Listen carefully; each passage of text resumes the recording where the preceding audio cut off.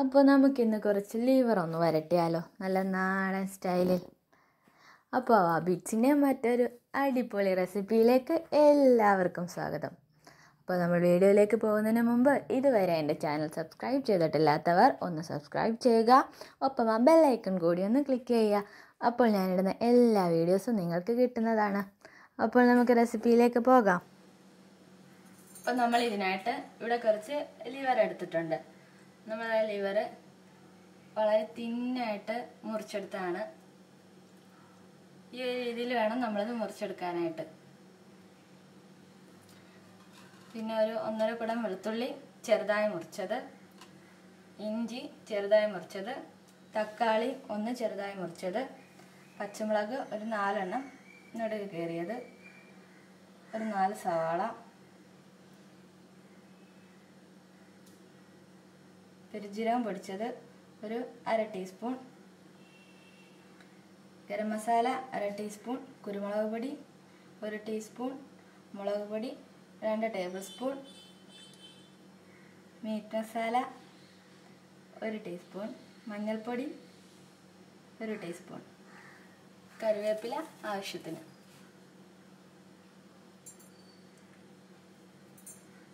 നമുക്കിത് എങ്ങനെയാണ് പ്രിപ്പയർ ചെയ്യുന്നത് നോക്കാം. അപ്പോൾ ഇതിനായിട്ട് നമ്മളിവിടെ ഒരു ചട്ടി അടുപ്പ് വെച്ചിട്ടുണ്ട്. ഇതൊന്ന് ചൂടായി വന്നിട്ടുണ്ട്. ഇനി ഇതിലേക്ക് കുറച്ച് ഓയിലൊന്ന് ഒഴിച്ചു കൊടുക്കാം.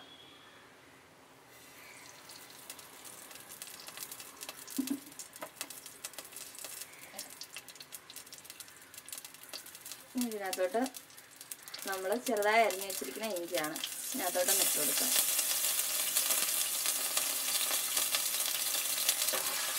ഇഞ്ചിയും വെളുത്തുള്ളിയും നമ്മൾ പേസ്റ്റാക്കി ചേർക്കരുത്.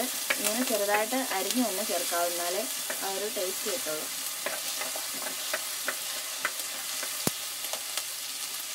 നമുക്ക് വെളുത്തുള്ളി ആഡ് ചെയ്ത് കൊടുക്കാം.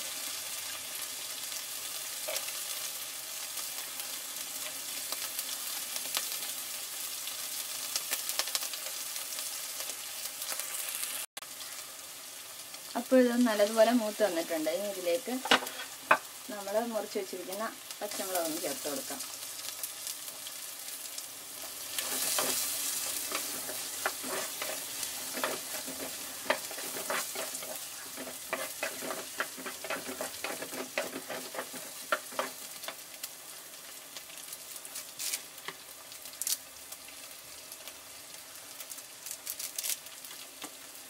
കുറച്ച് കറിവേപ്പിലയും കൂടി ഇതിനകത്തോട്ടൊന്ന് ഇട്ട് കൊടുക്കാം.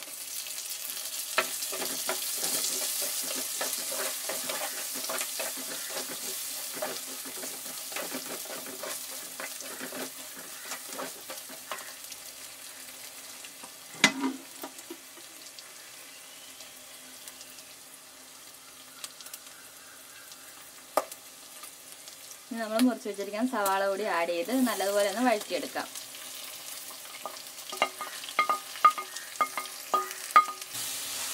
സവാള ഒന്ന് വഴന്ന് വന്നിട്ടുണ്ട്. ഇനി ഇതിലേക്ക് വഴറ്റി വെച്ചിരിക്കുന്ന തക്കാളി കൂടി ഒന്ന് ആഡ് ചെയ്ത് കൊടുക്കാം.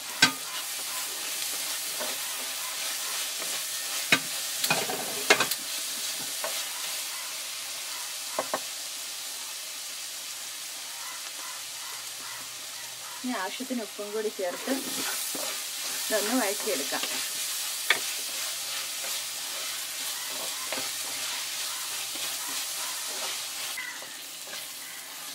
ഇനി ഇതിലേക്ക് നമ്മൾ എടുത്തു വെച്ചിരിക്കുന്ന പൊടികൾ ഓരോന്നും ഒന്ന് ആഡ് ചെയ്ത് കൊടുക്കാം.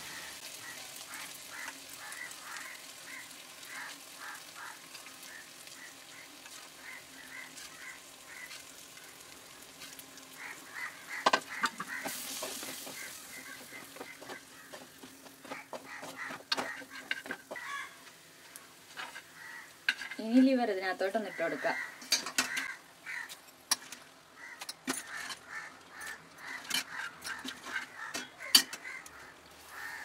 ഇതെല്ലാം കൂടി ഇട്ട് ലിവർ നല്ലതുപോലെ ഒന്ന് വരട്ടിയെടുക്കണം. അപ്പോൾ നമ്മുടെ ലിവർ നമ്മൾ നല്ലതുപോലെ ഒന്ന് വരട്ടിയെടുത്തിട്ടുണ്ട്. ഇനി നമുക്ക് ഒരു നുള്ളു കുരുമുളക് പൊടിയും കൂടി ആഡ് ചെയ്തിട്ട് ഫ്ലെയിം ഒന്ന് ഓഫ് ചെയ്യാം.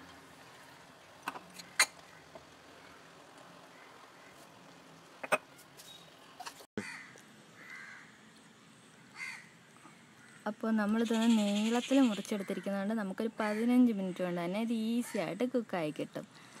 നല്ല അടിപൊളി ടേസ്റ്റാണിത് കഴിക്കാനായിട്ട്. സൂപ്പർ റെസിപ്പിയാണ്. എല്ലാവരും ഒന്ന് ഉറപ്പായിട്ടും ട്രൈ ചെയ്ത് നോക്കണം.